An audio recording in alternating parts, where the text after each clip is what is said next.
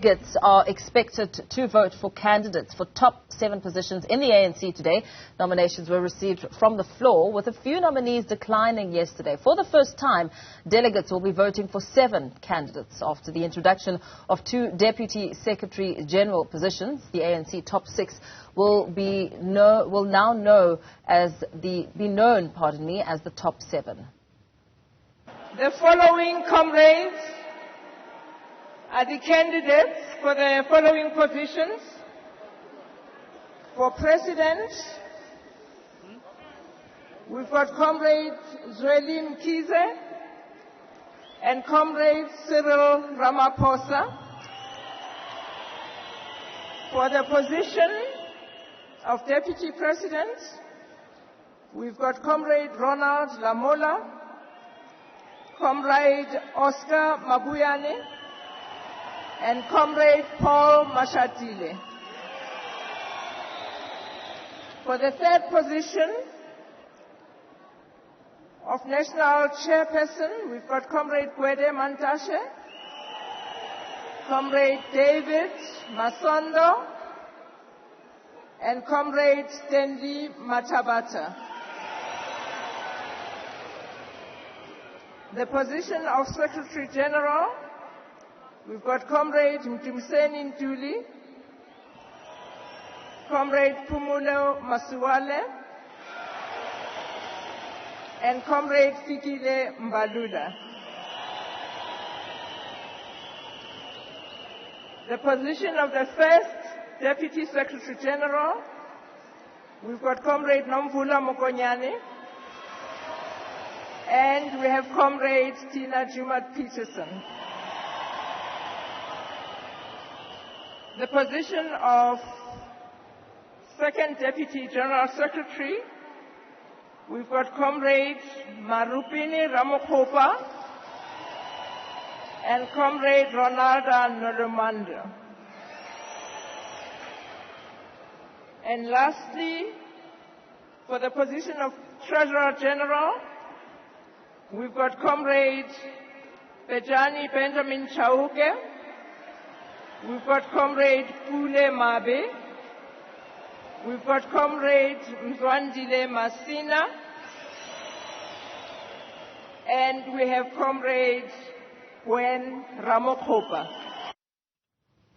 Right, we're now joined by Erin Bates, who is at Nasrec, as well as our reporter Mbali Tatani, who's also monitoring the reaction at the Randburg taxi rank as we, of course, continue to bring you more coming out of the 55th conference. Erin, very good morning to you. We know that delegates are arriving and a lot of enthusiasm as day 3 gets underway. Paul, that's right. The sound is only getting louder behind me as delegates who are now accredited make their way into the precinct of Nasrec for the 3rd day of the 55th ANC elective conference. It's all down to voting today. So those 4,400 odd accredited delegates now making their minds up and weighing up the options for the new leadership of the ANC. And looking at those numbers, and Paul, bear in mind we now have a top 7, not a top 6. And we have almost 20 people in the running altogether for those various positions. And the concern here is that the more slices there are to the pie, the more tight the race can become. Also, bear in mind, there is no position here which is uncontested. And so the battles, the sort of fractions between different factions in the ANC are going to play out quite sharply over the coming hours as we move forward into that voting process. Yeah, absolutely. As, of course, we know that as you speak about a tight race, we know that there was a surprise move yesterday when Lindiwe Sisulu's name was announced for the Treasurer General position, and that was short-lived because that process was, failed, as she failed to meet the threshold, with Gwen Ramokhopa also now stepping in as the only woman. I suppose the issue around gender parity will be one that we will continue to keep a very close eye on, especially now with the top 7. Certainly, and that's where we also look to the now second Deputy Secretary General position. It is a big job being Secretary General, so perhaps one deputy is not sufficient. And we are seeing female candidates in that batch of almost 20. You've mentioned Gwen Ramakgopa, we've got Nomvula Mokonyane, we've got a couple of newcomers as well in the mix. If you look to the second Deputy General position, new names for me, I must confess, Maropene Ramakgopa and Ronalda Nalumango, two candidates there, one of whom is a close friend of the now late Jesse Duarte and is very active in politics in the ANC in the Western Cape. So we are seeing these moves up the rungs of the ANC. Of course, the Women's League we've also heard from on Newsroom Africa 405 as the conference is moving forward, and questions around how much is being done to ensure women reach the highest rungs. But then bear in mind, Mpho, that Dr. Nkosazana Dlamini Zuma, a very established politician with a lot of history and experience behind her, declined a nomination. Lindiwe Sisulu, as you say, raised from the floor for the TG position, but didn't meet the threshold. So the numbers simply not bearing out for her. And this may speak to bigger questions around patriarchy, around attitudes on who counts or who looks like a credible leader in the party. But look to the populace in South Africa. I believe it's some 60% of adults who are in fact women.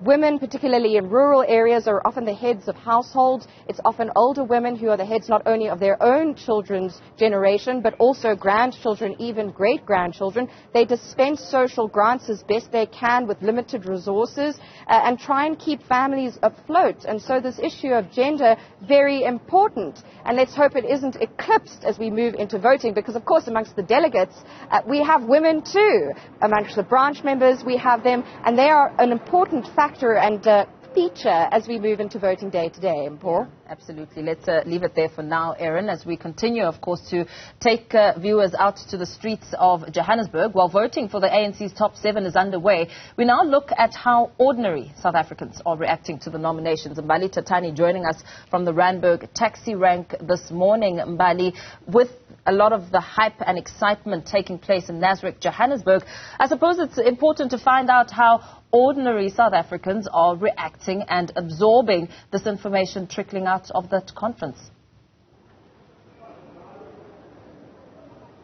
Of course, Mpho, all eyes are indeed on what is taking place at Nasrec as the ANC holds its 55th national conference. And I must say that you would know, because the ANC is indeed the governing party, so whatever takes place at Nasrec has a ripple effect on ordinary South Africans in terms of policies, in terms of, when it comes to even issues of the electricity crisis that we face. And of course, it would be quite important for us to even hear from ordinary South Africans, how they feel with what is taking place in Nasrec. I'm going to bring in now Bennett. He is a resident here in Randburg. And of course, Bennett, this morning you took a trip to the Randburg taxi rank to get your hands on a couple of newspapers because you want to keep a close eye on what is taking place at Nasrec. What do you, when you look into the nominations, which we saw very late this morning, early hours of this morning, what do you make of the nominations so far?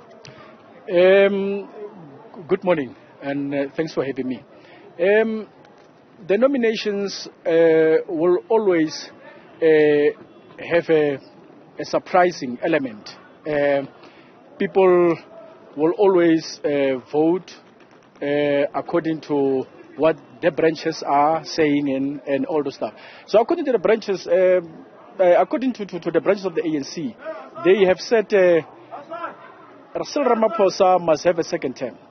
Paul Mashatile must be a deputy president, or Oscar Mapuyane. But from myself, I'll say Paul Mashatile is a good candidate. And the Secretary General, Dumiseni Ntuli, who was not even supported. I think KwaZulu-Natal must be very embarrassed for not supporting such a youthful individual, with great knowledge and all those stuff.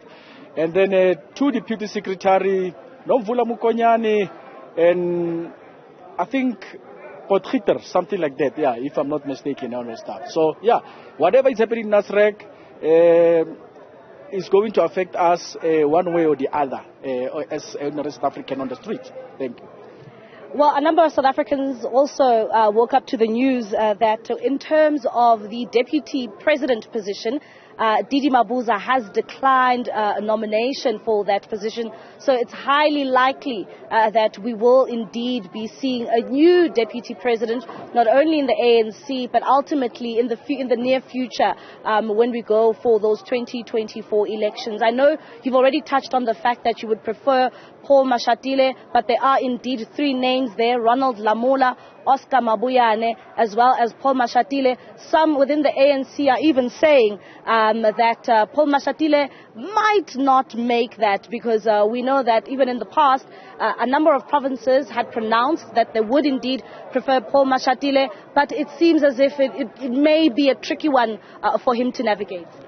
Yes, I will always go with what the ANC said, that branches are the one that are having a final say. So branches of the ANC have said Paul Mashatile must be a deputy president. So whoever is in the corner or somewhere saying Paul Mashatile won't make it, won't be a good deputy president, then they are undermining the branches of the own organization, which is the ANC and all those stuff. Yes. All right. Thank you very much, Bennett. Of course, that is Bennett. He is a resident here in Randburg, also keeping a very close eye on what is taking place in Nasrec. I mean, he even bought a newspaper because he wanted to see what the print media has to say when it comes to that election race that we are seeing in Nasrec. Of course, we know that Zweli Mkhize is up against President Cyril Ramaphosa for that position of the president of the party.